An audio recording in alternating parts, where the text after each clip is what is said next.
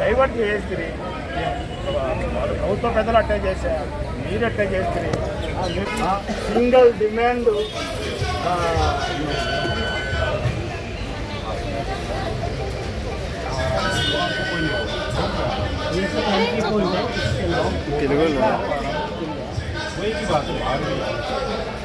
అత్యధికంగా ఉన్నది బీసీలు మాత్రమే. ఆ బీసీలకు సంబంధించిన మంత్రిత్వ శాఖ ఏర్పాటు చేయకోకుండా ఈ రాష్ట్రంలో ఈ దేశంలో అన్యాయం చేయడం జరుగుతోంది. కాబట్టి మనమంతా కానీ బీసీ రమణ గారు పెద్ద ఎత్తున ఈ ఉద్యమానికి శ్రీకారం చుడుతున్నారు.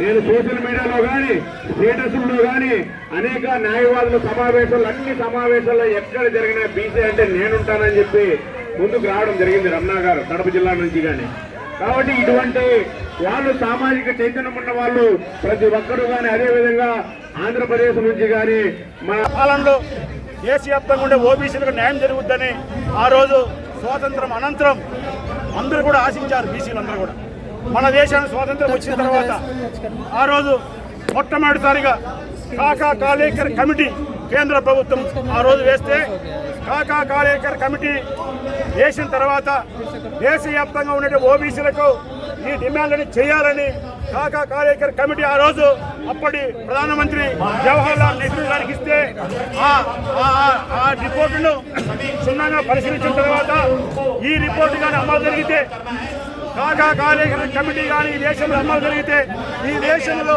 బీసీలకైతే ఏమైతే లేవు, బీసీలకు ఏమైతే కోల్పోయారో అవన్నీ కూడా అమలు అవుతాయని దాంట్లో ఉంది. ఆ అంశాలే బీసీలకు చట్టసభల రిజర్వేషన్లు, బీసీ విద్యార్థులకు అదేవిధంగా ఉద్యోగ అవకాశాలు, తర్వాత బీసీలకు వ్యవసాయ భూములు, బీసీలకు చట్టాలు, ఇవన్నీ కూడా ఆ కాకా కాలేకర్ కమిటీలో స్పష్టంగా చేయడం జరిగింది.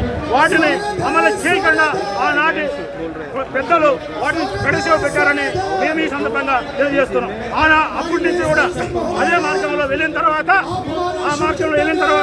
మళ్ళీ 1978లో బీపీ మండల్ కమిటీ వేస్తే, బీపీ మండల్ కమిటీ దేశవ్యాప్తంగా తిరిగిన తర్వాత ఈ దేశంలో సుమారు 3600 చిల్లర బీసీ కులాలు ఉంటే వీటిని కూడా అమలు చేయండి బీపీ మండల్ కమిటీ ఆ రోజు కేంద్రానికి ఇవ్వండి. మళ్ళీ 10 ఏళ్ళు కూడా బీపీ మండల్ కమిటీ కూడా పుట్ట దాఖలైంది. ఆ తర్వాత జనతా ప్రభుత్వం మేము కానీ అధికారంలోకి వస్తే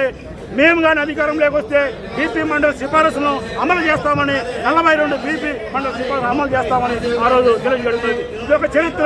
తర్వాత జనతా ప్రభుత్వం అధికారంలో వచ్చినాక 1990లో జనతా ప్రభుత్వం వచ్చినాక బీపీ మండల అంశాన్ని ఆ చిట్టాను బయటకు తీస్తే అమలు చేయాలని ఆ రోజు తీర్మానం చేస్తే, బీపీ మండల అంశాలు బీసీల కోసం అమలు చేస్తామని ముందుకు వస్తే, ఆ రోజు జరిగిన అన్యాయం అంతా ఇంత కాదు దేశంలో బీసీలకు.